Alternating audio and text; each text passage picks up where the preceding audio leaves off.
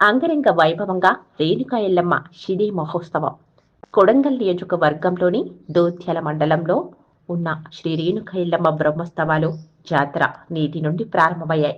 దోత్యాల మండలం పోలేపల్లి గ్రామంలో స్వయంభుగా వెలిసిన శ్రీ రేణుకా ఎల్లమ్మ మహిమాన్వితమైన తల్లిగా, లక్షలాది భక్తుల ఇంటి దేవతగా నిత్య పూజలు అందుకుంటున్న అమ్మగా కొలుచుకుంటున్నారు.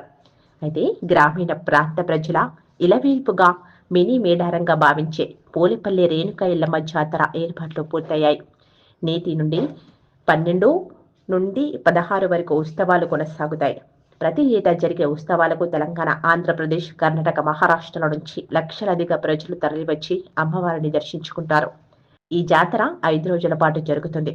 ఉత్సవాలలో భాగంగా నేడు గురువారం రాత్రికి పల్లకి సేవ, జాతరలో ప్రధాన ఘట్టం శుక్రవారం సాయంత్రం షిడీ లాగుట, శనివారం సాయంత్రం రథోత్సవం మరియు 15, 16 తేదీలలో అమ్మవారి ప్రత్యేక పూజా కార్యక్రమాలు నిర్వహిస్తారు.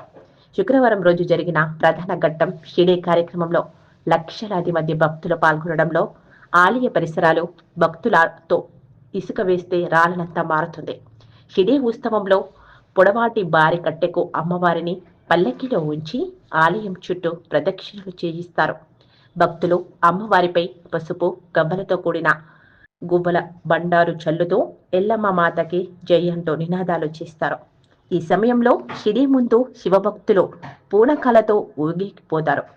డప్పుల దరువుగా భక్తులు వేసే అడుగులు, నృత్యాలు చూపులను మైమర్పిస్తాయి. ఈ జాతరకు భక్తులు తాండూర్, కోస్గి, మహబూబ్ నగర్, పరిగి, నారాయణపేట్ ఆర్టీసీ డిపోల నుండి ప్రత్యేక బస్సులుంటాయి అని ఆలయ వీడియో